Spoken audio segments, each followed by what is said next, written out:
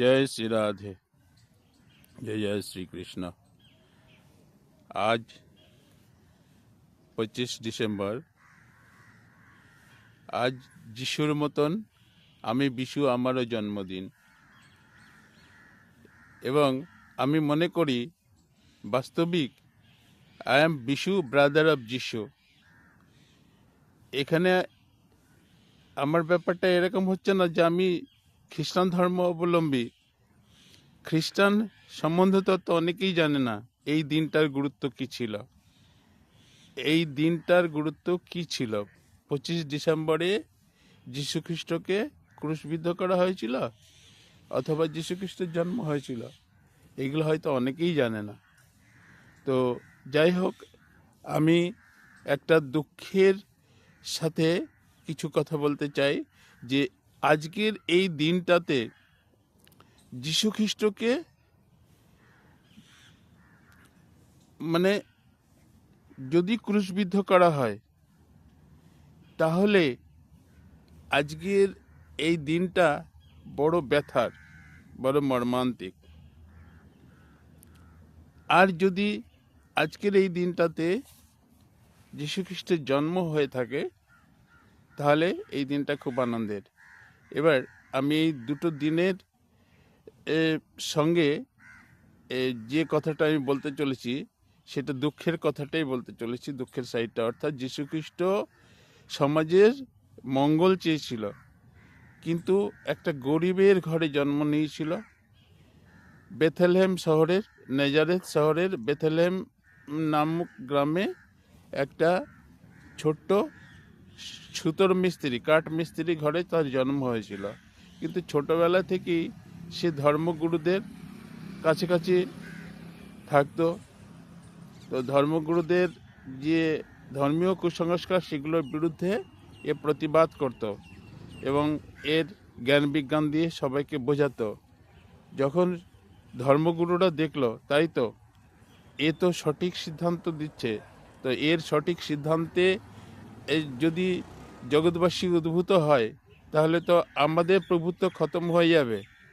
তখন এরা করলো কি, সেই সময় মহা ক্ষমতাশালী ইহুদিদের রাজা ছিল পোপ। পোপের কাছে গিয়ে সবাই বিনতি জানালো যে একে মারতে হবে, যদি না মারো তাহলে আমরা রাজা তোমার সঙ্গে বয়কট করব, তোমার বিরুদ্ধে আচরণ করব, আমরা তোমার রাজ্যে কোনো মাঙ্গলিক অনুষ্ঠানে কোনো অংশগ্রহণ করব না। রাজা পোপের ওপরে এত রকমের প্রেশার সৃষ্টি করার জন্য তখন পোপ, ক্ষমতাসীন পোপ, তখন কী করলো, যীশুখ্রিস্টকে মৃত্যুর আদেশ দিতে বাধ্য হলো। যীশুখ্রিস্টকে যখন ক্রুশবিদ্ধ করা হচ্ছে, যীশুখ্রিস্ট বুঝলো এই যারা আমাকে ক্রুশবিদ্ধ করছে, এরা তো মেন মালিক না, এরা তো আমাকে ক্রুশবিদ্ধ করতে চায় না, এরা তো সাধারণ লোক, এরা তো শ্রমিক, এরা তো সাধারণ সৈন্য। এদের রাজা যেটা আদেশ দিচ্ছে সেটা না করলে এদেরও প্রাণদণ্ড হবে। সেই অবস্থাতে পড়ে এরা আমাকে ক্রুশবিদ্ধ করছে। তো তখন সে ঈশ্বরের দিকে তাকিয়ে বলল যে হে ঈশ্বর, এরা জানে না কি অপরাধ আজ এরা করছে, তুমি এদের ক্ষমা করো।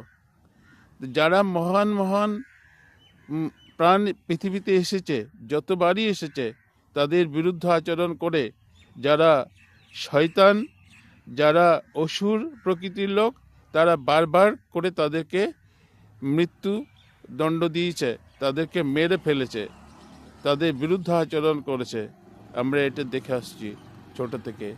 তো যীশুখ্রিস্ট যেমন ক্রুশবিদ্ধ হয়েছিল, কাঁটাতে তার অঙ্গ ক্ষতবিক্ষত করে কাঠের ক্রুশের সঙ্গে তাকে গেঁথে দেওয়া হয়েছিল, আমিও ঠিক এরকম সমাজের অবহেলা, নিপীড়ন, এই সমস্ত অত্যাচারের আমি ক্ষতবিক্ষত হয়ে যাচ্ছি, আমার হৃদয়টা ক্ষতবিক্ষত হয়ে যাচ্ছে, ওই ক্রুশের মতন কাঁটায় ক্ষতবিক্ষত হয়ে যাচ্ছে আমার মন, আত্মাটা। আমার শরীরটা তো আর বেঁচে নাই, শরীরটাও আমার বেঁচে নাই, শরীরটা মৃত হয়ে গেছে, শরীর কোনো কাজ করে না। ছোটবেলা থেকে এত কষ্ট করেছি, এত নির্মম প্রহসনের মধ্যে দিয়ে এসেছি, আমার মুখে ভাষা নাই। তাই আমি আমার কবিতার মাধ্যম দিয়ে এই আমার শেষ যে আমার জীবনের দশা আমি সেটা বর্ণনা করেছি। সেই কবিতাটা আজকে আপনাদের শোনাতে চলেছি। আজকের বড়দিনের যীশুখ্রিস্টের জন্মদিনে এবং আমি বিশুর জন্মদিনে, I am Bishu brother of যিশু, আমার জন্মদিনে আপনাদের সবাইকে এই কবিতাটা উপহার দিচ্ছি। বলিতে পারি না আমি এ প্রাণের জ্বালা, নিঃশেষ হয়েছি তাই কণ্ঠে মোর ভাষা নাই। মরুভূমি প্রান্তে আমি একা কুলবালা, ছুটে যায় তৃষ্ণাতে বাড়ির আশায়। নিয়তির পরিহাস কণ্ঠরুদ্ধ করে শ্বাস, বক্ষ বিদীর্ণ মোর হয় হুতাশায়। তবু তবু সহিতেছি আমি প্রখর দহন, আশা শুধু হবে ক্ষয় এই জনম পাপময়। মনসাদ এ অধমীর হইবে পূরণ, ধরিত্রীর জরা ক্লান্ত এ দুঃখ ভার হেলায় অবহেলে।